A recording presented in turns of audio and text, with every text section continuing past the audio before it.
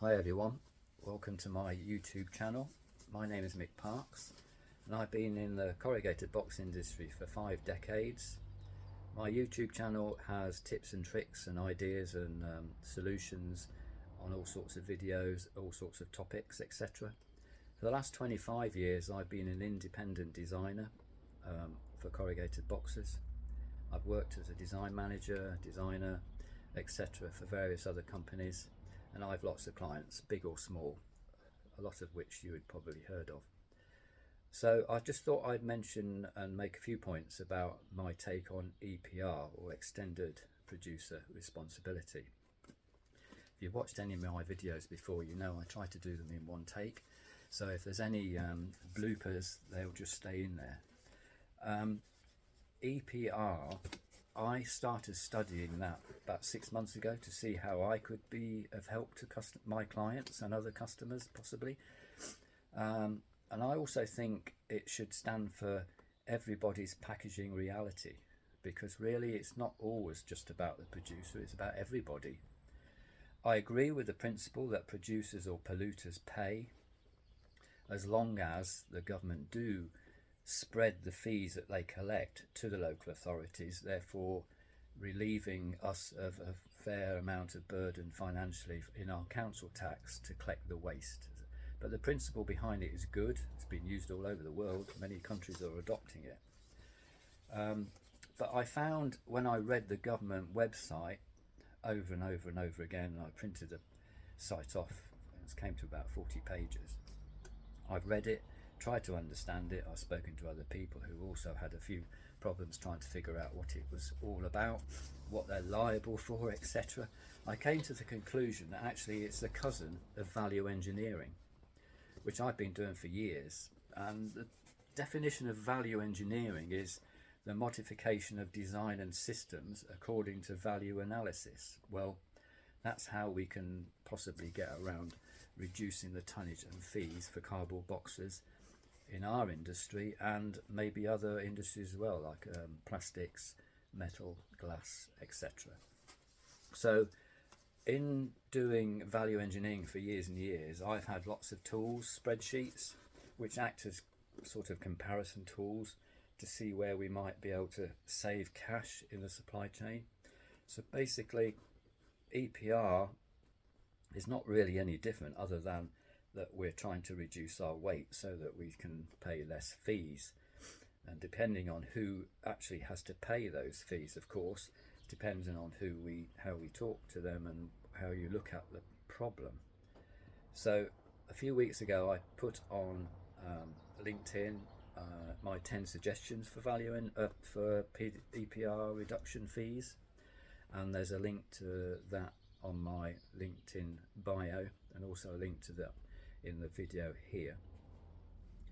Now I've got some examples which I wanted to share with you about lightweighting, which quite a few of the business websites of organisations and the government state as one solution to reducing your fees.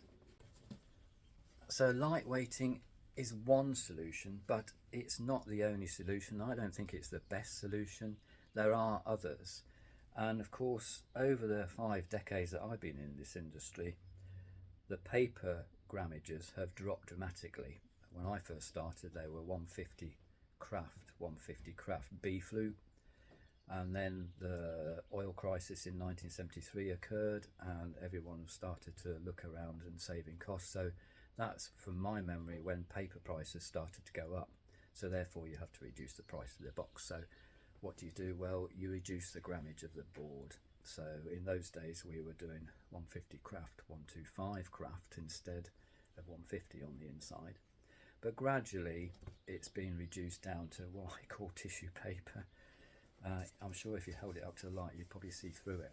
So now although people ask for 150 and we quote 150 or 125 or 200, it's not that at all. In those days it was generally 150 craft. If you weighed it with a soak test you would find it was 150.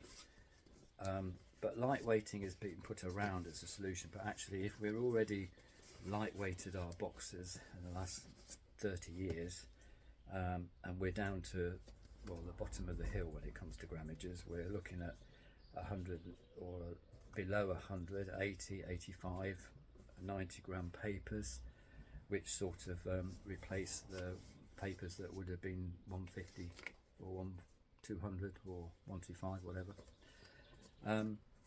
But some of the tools I've created give you an ability to compare what tonnage you might save if you reduce the board grade. So this box here, and I'm not endorsing the Cornish company, but it was very nice. It was sent to us as a gift from somebody.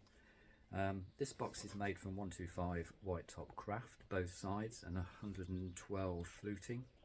It's a standard 0427 box with a tear strip underneath. This would class as a shipment box under EPR.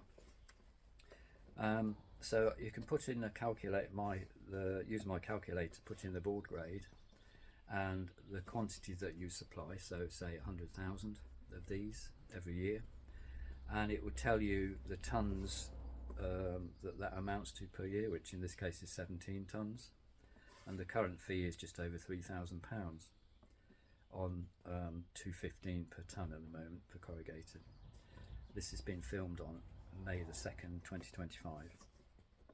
Then I put in a lower board grade, which might not be available, of course, because we don't have a lot of options when it comes to white or coloured liners. I put in 110 white top test, 80 fluting, and 85 test B flute. Probably not the best board grade for something that actually goes through the chill supply chain, but I just did that as an example. And that new fee is 2,300. Basically, we save £753 on the fee by doing that. But whether or not it's worth it, of course, and it suits the particular box use is another question which you have to ask yourself if you are going to lightweight. Boxes such as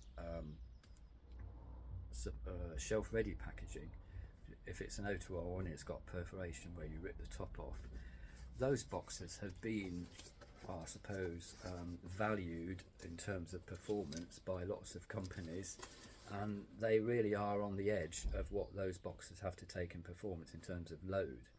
So if you're going to reduce a shelf-ready pack, you have to be very careful about lightweighting. And also, as I've shown with this example, it doesn't actually save you a lot of money. If you made 1 million of these boxes, it would save you £7,500. So you're not going to reduce the whole fee by 50%, barely, probably 12 to 15%, I would say, in most cases. So you do have to be careful of lightweighting. There are other options, and some of those will be in the videos that I will do and put on YouTube shortly. So look out for those.